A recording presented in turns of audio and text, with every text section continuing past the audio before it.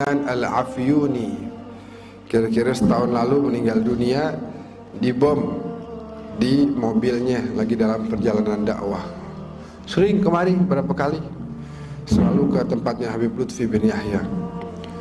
Syekh Adnan cerita, dulu ada orang Suriah namanya Abu Adib.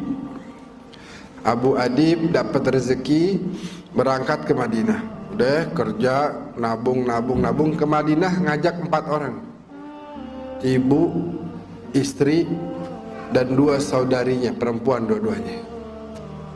Dia laki-laki sendiri, dia berangkat ke Mekah dan ke Madinah. Selesai umrah, dia ke Madinah ziarah Nabi. Sampai di Madinah ada musibah. Apa musibahnya? Tasnya hilang. Tuh tas isinya duit, buat dia selamat di situ, dia hidup dari situ, makan tuh udah siapin duitnya dari situ. Hilang. Cari ke sana kemari, ke barat, ke timur, utara, selatan, nyari nggak ada tuh tasnya. Ya Allah, gimana nih? Ya Allah, duit nggak megang, hilang semuanya. Bagaimana?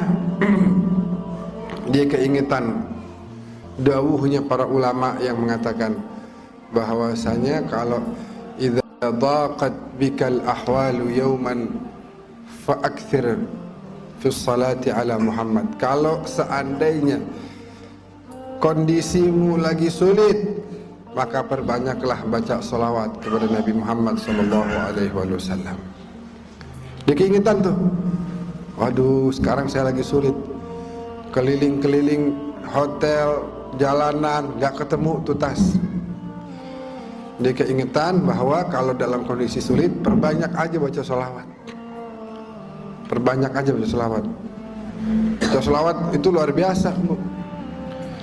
Siapa orang sholawat 1 kali, Allah sholawat 10 kali. Siapa orang sholawat 10 kali, Allah sholawat 100. Siapa orang sholawat 100, Allah sholawat 1000 kepada dia. Siapa orang sholawat 1000,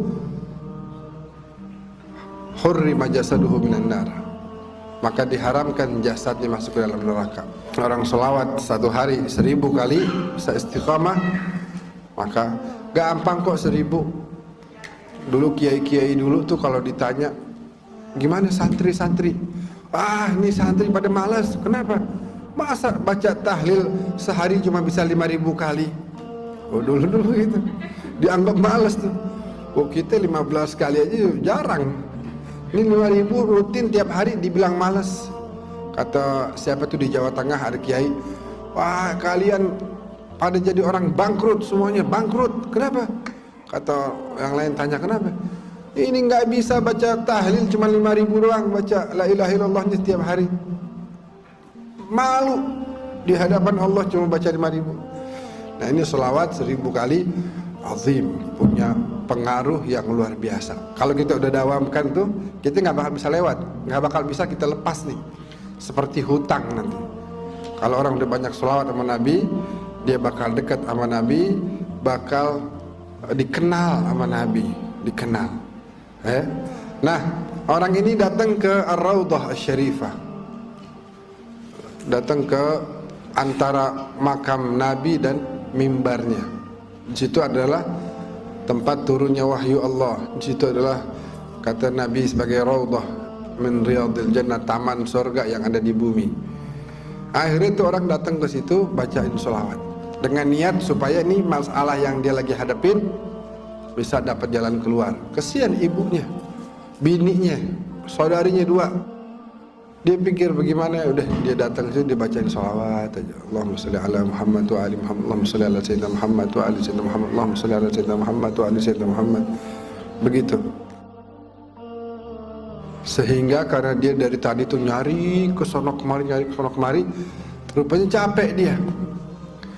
Lagi baca sholawat sambil nyender begitu.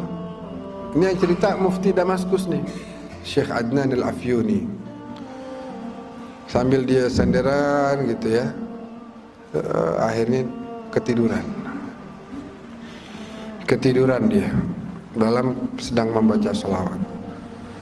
Dalam tidurnya Allah takdirkan dia berjumpa dengan junjungan kita baginda Nabi Muhammad sallallahu alaihi wasallam. Dan orang kalau dia ngelihat Nabi, sebagaimana beliau sabdakan, man ra'ani fil manam faqad ra'ani fa inna syaitana la yatamatsalu bi. Siapa orang lihat aku di dalam tidurnya, dalam mimpinya, sungguh dia telah melihatku. Karena yang namanya syaitan atau jin tidak mampu menyerupai para nabi, apalagi Nabi Muhammad SAW. Nabi bilang, ya Aba Adib, wahai Aba Adib, ya Rasulullah, tamu antum, ana tamu antum, ana gharib, anda datang dari jauh, nggak kenal orang, siapa-siapa di sini nggak tahu. Datang bawa bekal buat makan, buat tinggal di sini, hilang. Ya Rasulullah, antum sahibul bait, tolong jamu saya nih, cariin jalan keluar buat masalah saya. Kata Rasulullah apa? Ya Aba Adib, idhab ila bab fulani, pergilah engkau ke pintu sekian. Nabi itu makamnya ada pintu-pintu. Itu 1, 2, 3, 4, 5, 6, 7, 8 sampai 30-an kalau nggak salah. Pergi engkau ke pintu sekian disebut sama Nabi.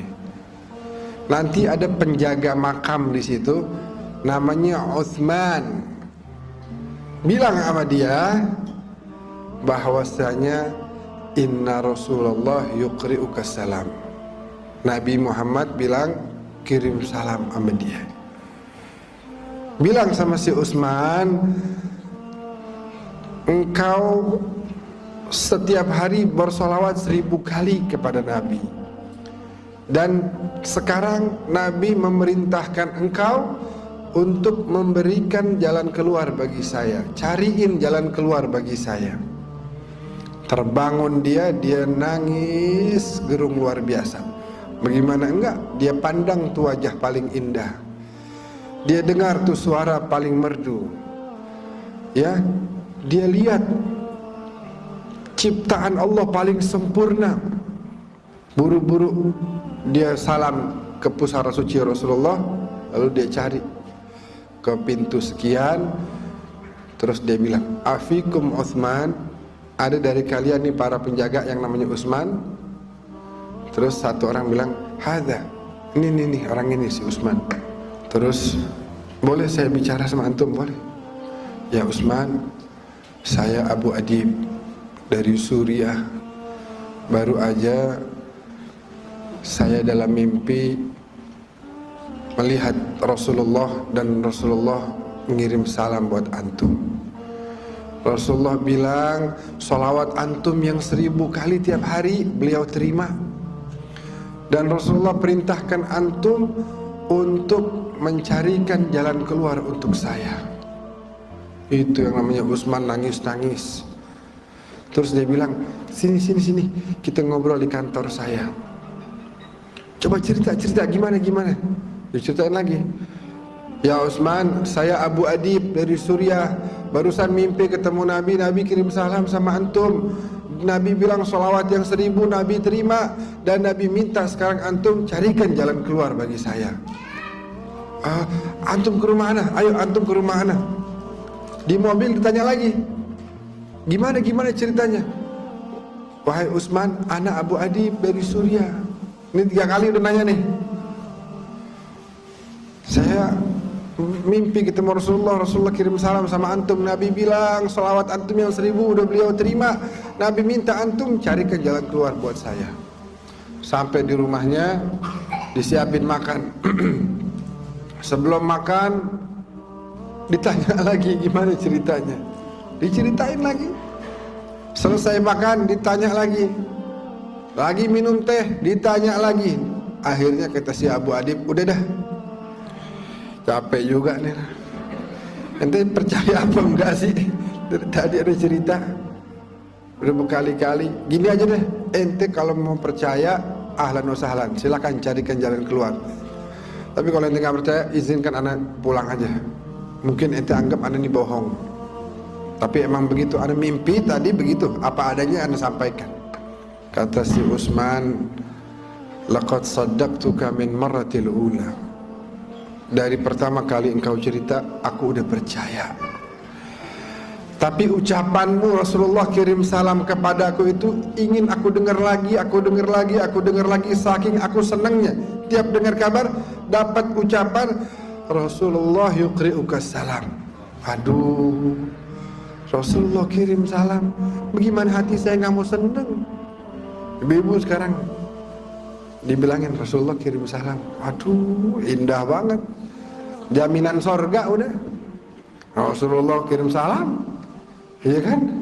Bayangin, Rasulullah kirim salam, assalamualaikum, assalamualaikum warahmatullahi wabarakatuh. Doa dari Nabi pasti diijabah oleh Allah Subhanahu wa taala. Kata si Utsman, anu udah percaya sama antum dari mulai antum cerita yang pertama kali. Tapi anu pengen dengar lagi, pengen dengar lagi. Tuh indah apa enggak Ibu? Indah kan? Katanya si Utsman akhirnya, sekarang semua keperluanmu aku yang tanggung. Engkau adalah tamunya Rasulullah sallallahu alaihi wasallam. Maka sebuah kemuliaan untuk saya menjamu tamunya kekasih saya Rasulullah sallallahu alaihi wasallam. Antum bisa bayangin tuh, kemuliaan yang didapat sebenarnya lebih kepada si Utsman daripada si Abu Adib. Kenapa? Karena dia mendapatkan amanah, kepercayaan dari Nabi. Nabi meminta kepadanya satu permintaan, dan itu kemudian menjadi penyebab kemuliaan bagi dia. Bagaimana dia bisa dapatkan kemuliaan tersebut?